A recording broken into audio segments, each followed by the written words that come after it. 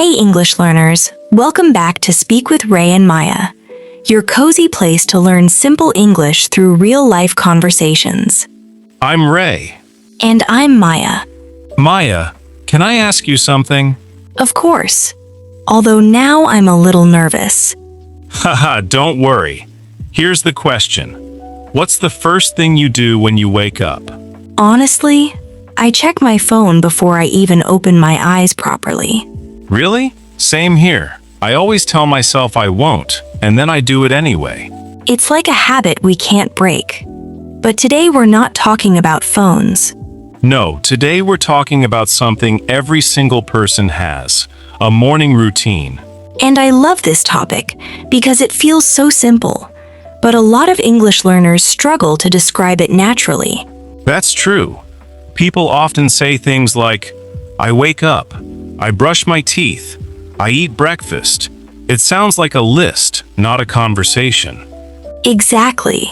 And today we'll learn how to talk about your morning in a way that actually sounds like you're speaking, not reading a checklist. This episode is perfect for B1 to B2 learners. And if you're a strong A2 learner, don't worry, just relax and listen. Whether you're commuting, drinking coffee, or getting ready for bed, thank you for joining us. Let's get into it. Ray, walk me through your actual morning. Don't be shy. Okay, my alarm goes off at 6:30, but I hit snooze at least twice. Twice? Just twice? Okay, maybe 3 times. After I finally get up, I go straight to the kitchen and make coffee. That sounds like most of us. So, here's the first thing I want to point out.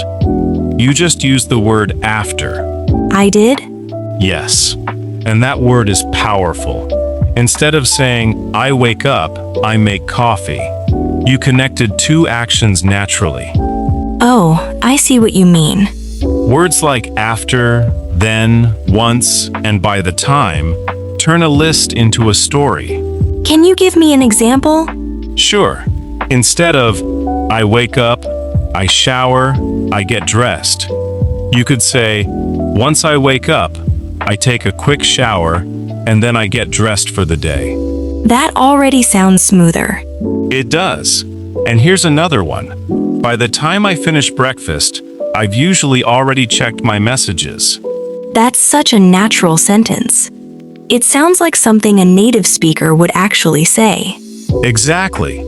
The goal isn't to use big vocabulary, it's to connect your ideas so they flow. I think a lot of learners memorize the actions, but never learn how to link them. That's such a common mistake, and it's an easy one to fix once you notice it. Let's talk about why this topic even matters. Who actually asks about morning routines? More people than you'd think. A new coworker might ask casually. A date might ask to get to know you. Even a doctor might ask about your sleep and morning habits. That's true. I never thought about how often this comes up. It's one of those topics that seems small, but it appears constantly in real conversations. Let's practice a few of those situations. First, imagine a new coworker asks about your morning during a coffee break. Okay, I'll try. Honestly, my mornings are pretty simple. I wake up around 6, go for a short walk, and then get ready for work. It helps me start the day calm instead of rushed. See, that already tells me something about who you are, not just what you do. That's the goal, right? Show your personality, not just the facts. Exactly. Now let's imagine someone on a first date asks the same question. Oh, this feels different. It is. You can be a little more relaxed and personal here. Okay, I'm not going to lie, I'm not a morning person. But I do love making a slow cup of coffee and just sitting quietly for a few minutes before the day gets busy. That's so much more interesting than just saying, I wake up and drink coffee. It gives the other person something to respond to. Exactly. The best answers open the door to more conversation instead of closing it. Now here's a harder one. Imagine a doctor asking about your sleep and morning habits.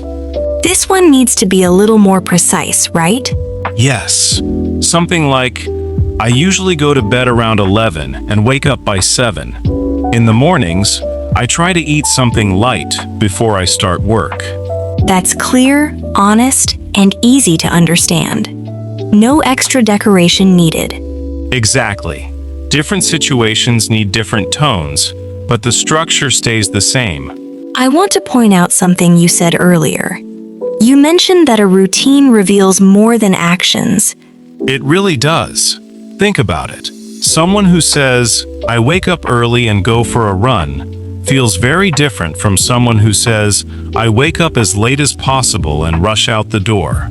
That's so true. The routine itself tells a small story about who we are. Exactly. And that's what makes this topic more interesting than people expect. I think I've been guilty of rushing my answers because I thought routines were boring to talk about. They're only boring if we describe them as a list. The moment you connect them with feeling or reason, they become interesting. Can you give an example of adding feeling? Sure. Instead of, I make coffee, you could say, making coffee is honestly my favorite part of the morning. It's the only quiet moment I get. That's such a small change, but it makes such a big difference. It really does. Adding a small reason or feeling turns a fact into a story. I love that. Let's move on to some useful vocabulary before we wrap up. My favorite part. I knew you'd say that. Let's do it. First word, routine. A routine is a set of actions you regularly do, usually in the same order. Example, my morning routine includes coffee and a short walk. Second word, habit. A habit is something you do so often it becomes automatic. Example, checking my phone first thing is a hard habit to break. Third word, unwind. To unwind means to relax after being busy or stressed. Example, I like to unwind with quiet music before bed. Fourth word, hectic. Hectic describes something very busy or rushed. Example, my mornings used to be hectic until I started waking up earlier. Fifth word, punctual. Punctual means arriving or doing something on time. Example, having a routine helps me stay punctual for work. Those 5 words will help you describe your mornings and your days more naturally. Let's do a quick recap before we finish. First, connect your actions using words like after, then, once, and by the time. Second, adjust your tone depending on who's asking. A coworker, a date, or a doctor all deserve a slightly different answer. Third, your routine says something about who you are. Don't be afraid to add a small feeling or reason. And finally, you don't need perfect vocabulary. You need natural connection. Before we go, here's today's question for you. What's one small part of your morning that you actually enjoy? Maybe it's your coffee, a quiet walk, or 5 extra minutes in bed. Share it in the comments. We'd love to know. I'm Ray. And I'm Maya. And you've been listening to Speak with Ray and Maya. Keep learning, keep growing, and we'll see you in the next episode.